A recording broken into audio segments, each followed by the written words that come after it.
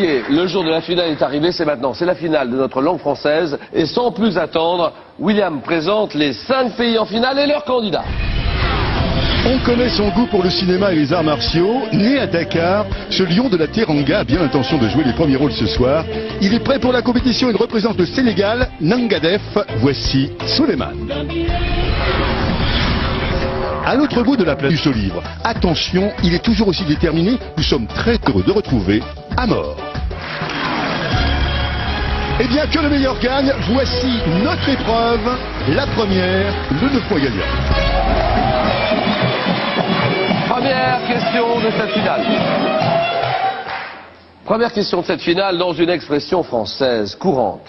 De quelle couleur est la peur intense éprouvée, Souleymane? Bleu. Bleu, bien sûr, éprouvée par quelqu'un, avoir une peur bleue. Un point. À quel film de Fellini, Federico Fellini, associe-t-on la scène mythique, oui? La Dolce Vita. La Dolce Vita, d'accord.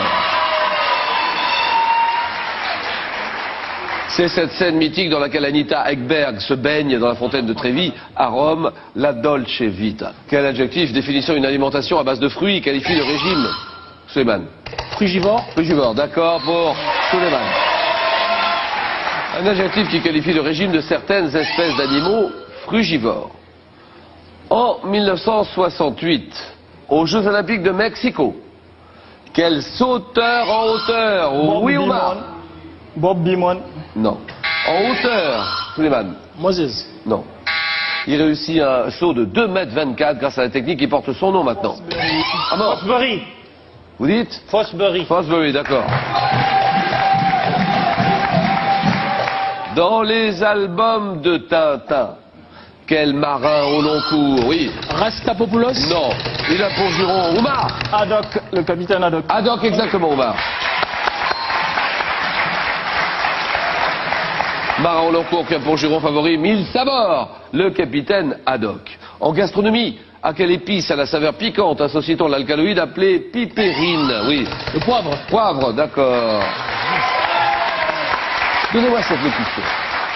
Quelle est cette locution associée à une célèbre ruse du héros grec Ulysse? Oui, Souleymane. Le cheval de Troie. Cheval de Troie, d'accord.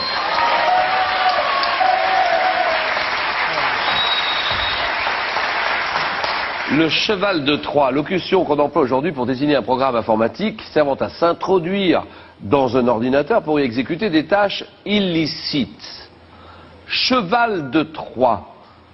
Le cheval de Troie, c'est un des 10 mots choisis dans le cadre de la semaine de la langue française et de la francophonie qui commence aujourd'hui. 10 mots. Parmi les autres mots mis en honneur cette année, on peut citer escagacé, galère aussi, le mot la galère, ou crescendo. Donc cheval de Troie, très bonne réponse du Sénégal à travers Souleymane. Et à la fin du IVe siècle, quel peuple nomade s'installe dans les plaines du Danube avant de... Souleymane. Les Huns. Les Huns, exactement. Peuple nomade qui s'installe dans les plaines du Danube avant de piller l'Empire romain sous la conduite d'Attila, les Huns. Dakar, le Sénégal s'échappe. Et cette question, comment appelle-t-on les mots appartenant à 2 langues différentes, oui, Les mots valises. ayant entre eux une grande similitude de forme, mais dont les sens diffèrent? Les faux amis. Les faux amis, d'accord. Quel grand cuisinier français né en 1926? Souleymane. Paul Bocuse. Bocuse, voilà, d'accord. Paul Bocuse, grand cuisinier français né en 1926 et dirigeant des restaurants dans la région de Lyon et à Lyon même aussi.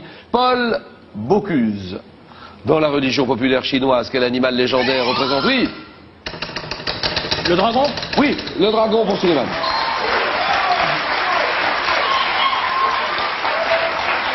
Animal légendaire qui représente le pouvoir du ciel et la forme maximale du yang, le dragon céleste, d'accord. Quel état, donnez-moi ce pays, quel état des Antilles, ayant pour capitale Port-au-Prince? Oui.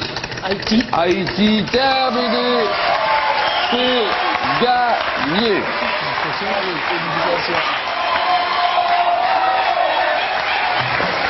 Amérique.